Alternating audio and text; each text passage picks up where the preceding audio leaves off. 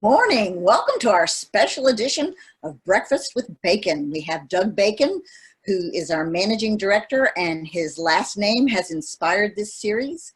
We have Julie Zalua, who is fondly known to us as Jay-Z. She's working behind the scenes to make this a reality. And me, Lynn Ingersoll, your host. We are going to talk about the 4 leadership domains of StrengthsFinder and the overarching themes, overview, how they work with a team and individual, and Doug's our expert on that. So Doug, fill us in. How about these 4 domains? Thanks, Lynn. Yep. So after Gallup released the 34 themes through the StrengthsFinder tool, they went back and said, no, there's some asked a group of smart people, is there a way we can organize these 34 themes into a few categories? And so they kind of put a group in a room, and what they figured out is that actually, yes, there are. You've got what became executing, influencing, relationship building, and strategic thinking. And what they found was that the most successful teams had individuals who were strong in each of the 4 domains. So it wasn't that there was any one leader or one person who could do all of those things in an excellent way, but someone on the team brought that. And that's where, at the team level, is where the domains really can be impactful, because we can kind of think through what's the 1 or 2 go-to domains for each person on a team, and how do we make sure to really take advantage, to really leverage those, because they look different. They have different contributions they make, but they also, that's the good side. The bad side is or the frustration side can be that they also have corresponding needs that have to be met for them to really bring their best. And you can think about these domains in a couple of different ways. So one is, are they task related or are they people related? And so you start with executing, which is very much about tasks; influencing, which is about people; relationship building, which is also about people; and then strategic thinking, which is about tasks as well. And then the other dimension is kind of a dimension of time. So is it more focused on today or the future? And your executing is about today, influencing is about the future, relationship building is about today, and then strategic thinking is about the future.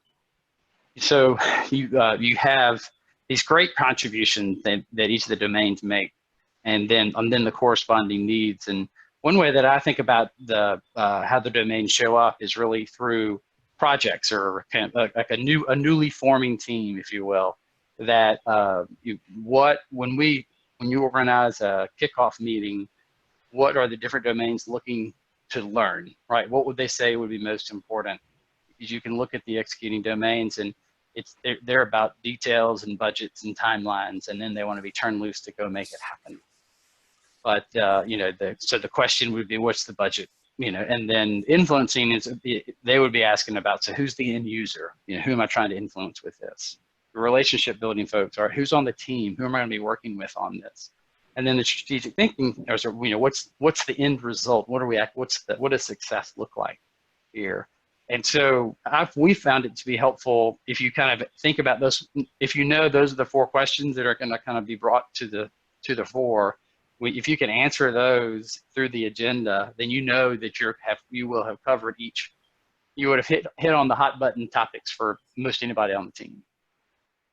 Great, because I've certainly seen a real tension in teams with the executing folks being irritated with the strategic thinking folks, because the big idea is out there, yet how are we going to actually accomplish that today?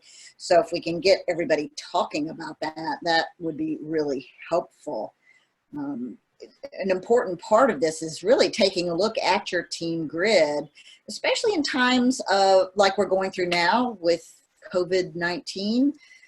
Who on your team is really activated and energized by this new environment? Your introverts and your folks that prefer to work on a task might really be energized, whereas some of your relationship folks may be struggling. Anything you want to add to that, Doug, about how to help people with that? Some of your insights from clients? Yeah, I think that just one thing is just to kind of be aware of that. We can do some hypotheses and know that your executing folks are going to be really productive. They're really happy with this this time of working remotely, because they have less of a need for the social side, for the relationship piece. They'll also be the ones on Zoom calls and as we're interacting with the team environment, they'll be the ones who want to get to the doing quickly, which is true whether you're in person or remote. But to know that, some of the relationship building folks, they do need to have that human connection. And so there's probably a little more frequent communication, more personalized one-on-one. And then to know where they are, and I've talked to clients who are kind of lead with the influencing domain, and they're missing out on the kind of walking the halls and making connections and solving problems. Everything for them is coming to them from email and documents, and so they're exhausted because they're staring at their screen all day versus just kind of popping up and walking the halls and solving a problem here, or answering a question there.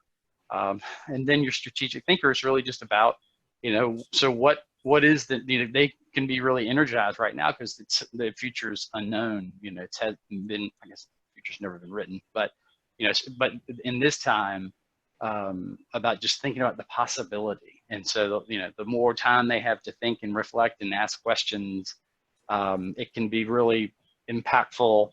Plus, can be frustrating, I think, for the strategic thinking folks, but also anybody they're interacting with, and as they're trying to make sense of what is going on.